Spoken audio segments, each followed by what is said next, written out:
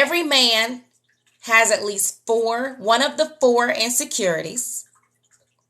And every man has 6 human needs. Actually, everybody has the 6 human needs. But every man has the 6 human needs. And when you know which is his primary need, then you know what button to push. If you know what his insecurities is, ma'am, you become super powerful. Super powerful. You literally hold the code to his heart in your hand. I'll teach you all of that. Now listen, there's something wacky that happens after the courting phase. After the courting phase, he goes through the pull-away phase. Now, the pull-away phase, a lot of y'all freak out during the pull-away phase. He's pulling away, or he's not really texting or putting as much effort or energy. You feel him wavering a bit. He's just really not putting in as much effort as he did in the beginning. It's pull-away. He might even disappear on you for up to 2 weeks, ma'am. This happens between 2.5 to 3 months. Ma'am, it doesn't happen through the duration of your relationship. It's not happening while you're married. Not like this, okay? Every man goes through the pull away in and out, even throughout his whole life. Just like we have a menstrual cycle and we push away, men have a menstrual cycle too.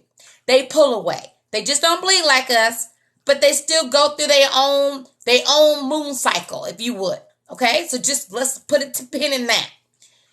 So when he's falling for you, his testosterone has dipped down so low that it needs to rebound. And when it rebounds, he has to go into himself when he is bringing his testosterone back up. That's why a lot of men like to go and watch sports by themselves, or that's why they like to go take the dog for a walk, or they do whatever it is that they like to do. Go fix a car, read a book, or whatever it is that he likes to do by himself. If you're married, the worst thing you can do is as soon as your husband come home, you just flippity-flappity. Tell him everything you want him to do and everything else. I get it. You want him to help you. You want to talk to him, but give him a minute to bring that testosterone back up, okay? But back to the dating, because when you're dating, he's going to reach a crossroads. He's reaching a crossroads where he's trying to decide if he wants to long-term pursue this relationship or if he wants to go ahead and cut it loose. What you want to do during the pull-away phase, the pull-away is absolutely amazing.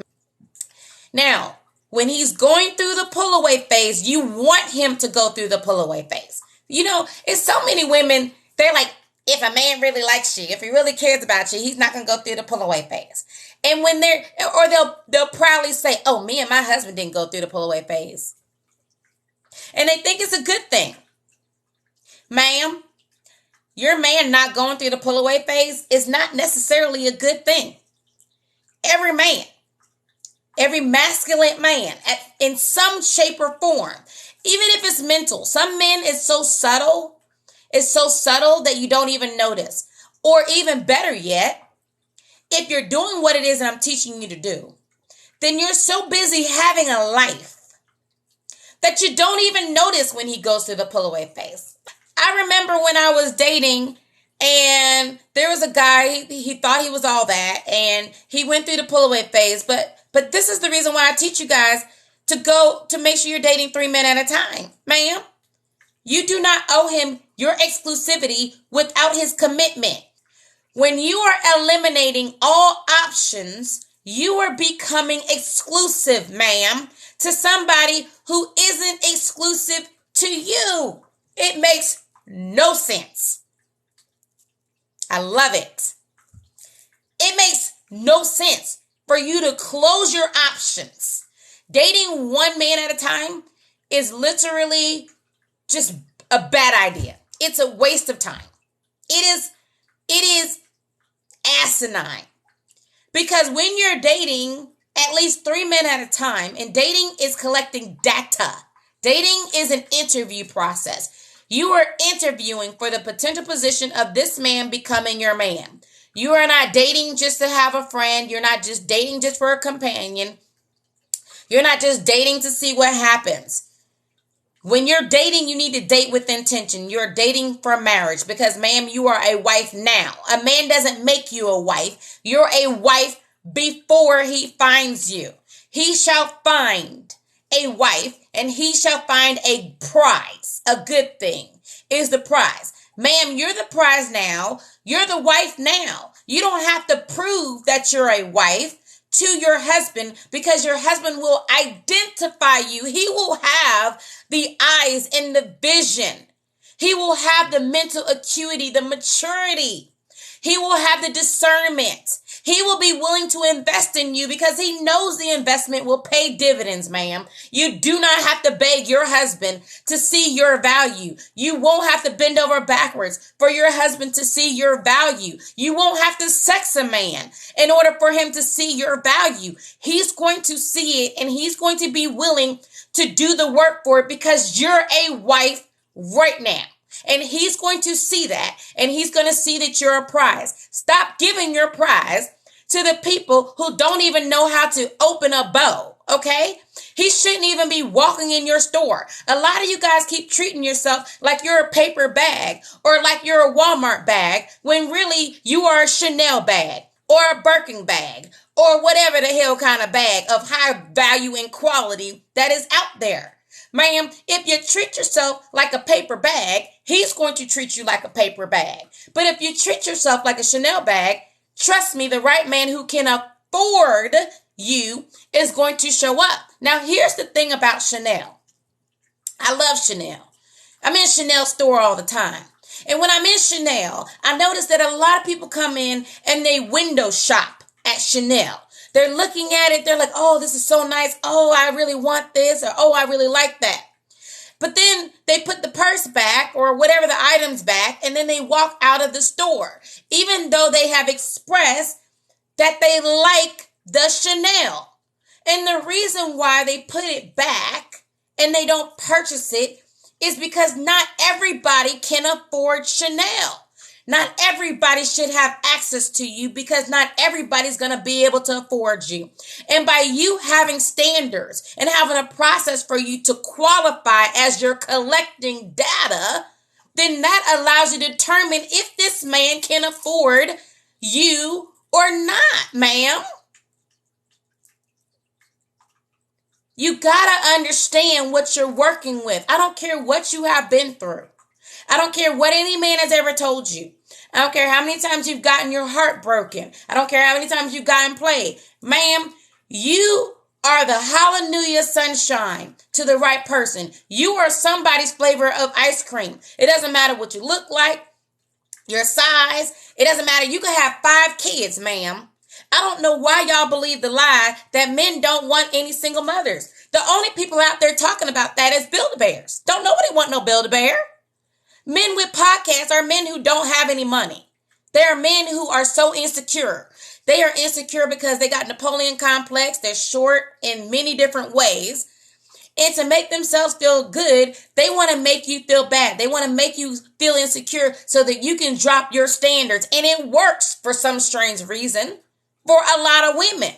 But when you can see through these men, these man babies, and you see and you recognize their insecurities, OMG, you will never fall for that bull crap again. There are plenty of men who will marry a woman no matter her number of kids, and he will love her kids. Why? Because he has fallen madly in love with her. And when a man loves you, he will take the blessings of your kids along with you, ma'am. He won't complain about it. He won't see you as less than. Ma'am, you're not walking around with a scarlet letter. Ma'am, just because you are unmarried and 38 or 42 or 55 or 60 does not make you undesirable. There are plenty of men in the world, ma'am. There are plenty of men. You got how many billions of people on this planet? How many billions of people? Okay? There are billions of people on this planet that is willing to even love you And all you're looking for is just one. You're not looking for 100 men to like you. There's only one. So that means that 99% of the men are going to be the not ones. It shouldn't be surprising. Okay. So when a man goes through the pull away phase, what the hell do you care? What do you care? Some of y'all care too much. You want to block him. You want to send him a long text about how you thought he was different, how you want more. You want to start teaching him how he needs to treat you. Ma'am, if you have to copy and paste your message from your Word app into the text, don't send it. That's a no, ma'am. That's a hickory dickory dock, no, ma'am. Don't do it. Don't pass go. Don't collect $200, ma'am. Back up and clock out, ma'am. Clock off your phone, ma'am. Get a friend. Get a friend and buy a phone call or something and have your friend talk you off the ledge. It's a no, ma'am. Don't do that. Don't do it. When he pulls away, you should have a life. You definitely shouldn't be surrounding your life around him. When he pulls away, get excited, because when a man pulls away, when he comes back, he is stronger, bigger, better, more affectionate. He values you more. Who cares if he's dating other people? Matter of fact, that's why you need to keep your kitty cat in your pocket, because he most likely is dating people. But who gives a damn? Matter of fact, I wanted men to date other people. Like, please, sir, go and date other people, because I know I'm the bomb.com. And I know for my man, for my one, he's going to see that I'm the bomb.com. And when he goes and dates all these other women, and when he's disappointed and he sees the prize that he has in me, he's going to run back thankful that he even has a chance. And when a man goes through the pull away phase, ma'am, disappear. Disappear. Don't call him. Don't text him. Don't message him in a bottle. Don't send out the APB. Don't do none of that. Go mind your business, ma'am. And then what's going to happen is this man's going to come back, because every dog comes back for their bone. And I'm not saying he's a dog. I'm not saying all men are dogs, because they're not. There's a lot of good men. But understand the premise. Every dog comes back for their bone. And when he sees the amazing woman that you are, when he remembers all the times that you guys have laughed and how much he enjoys himself, when he remembers how good he feels when he makes you happy, he's going to come back. But you're going to be busy dating when he comes back. You're going to be busy with your life. So the first few times when he's calling you and texting you, trying to get in your face, you might miss the call. You're going to miss the call. You're going to miss the call. You're going to miss the text. And you're not going to worry about, oh my God, if I don't text him back, then he's going to lose interest. Ma'am, if he lose interest, may the good Lord bless his behind and the door not kick it. Okay? Who cares? Because if he is your man, he's going to realize that the biggest mistake he can ever make is to lose you to another man. And if he's produced that vasopressin that I told you about, he's going to start thinking like, oh my God, I had this amazing woman. I don't want another man to have that. And he's going to be crawling all over himself in order to get you back, ma'am. You have all the leverage. All of it. And ma'am, as you have all of the leverage, when he says whatever spill he says, you're going to tell him, listen, what I want is I want a man who knows that I'm the one. I hear what you're saying, and it's been fun. It's been fun. It's been nice, and I really do wish you the best. Because if you're not talking commitment, if you're not talking relationship, which is what I want, and I know the man who's for me, he's going to know I'm the one for him, then we have nothing to talk about here. I wish you the best. Like,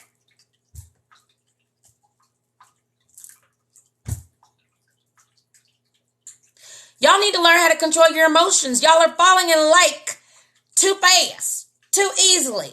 All he has to do is buy you a French fry and you automatically in like, man. What are you liking?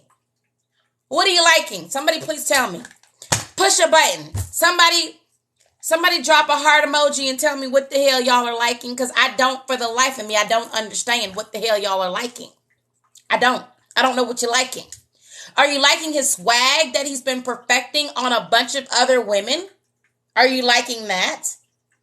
Are you liking his superficial features that he spends all day in the gym to create, or in the mirror, or in surgery, or God knows whatever? What are you liking, ma'am? What are you liking? Because really the ones who are the smoothest ones are the players. The man that you probably most likely want is the man that's nervous around you a little bit. He's a bit awkward. You like his cologne, ma'am? Go buy the cologne, ma'am. Spray your dog and sniff it. Spray the dog and sniff it, ma'am. Cause no, ma'am. You like for a man to feed you, ma'am? I need you to this is what I need you to do, ma'am. I want you to go to work, okay? And I want you to take part of your money from your paycheck. And I want you to put it aside and call it a food budget, ma'am. A food budget. And I want you to feed your damn self, ma'am. That's what I want you to do. That's what I want you to do, ma'am. Because I need you to feed yourself. This is dating. You're collecting data. You got work to do, ma'am. You're doing interviews. You're not doing a food fast, ma'am. If you want a food fast, then there's plenty of food fast around. But dating is not it, ma'am. That's not it. Y'all doing it too wrong. Y'all doing it backwards. I don't know what you're liking. I really don't. You know, he probably have a line in the crack of his drawers, too. You're liking something that's not real, ma'am. You're not even liking the real thing, okay? Because I bet his mama can tell you some stories that will make you fall out of like with him. Stop falling in like so fast.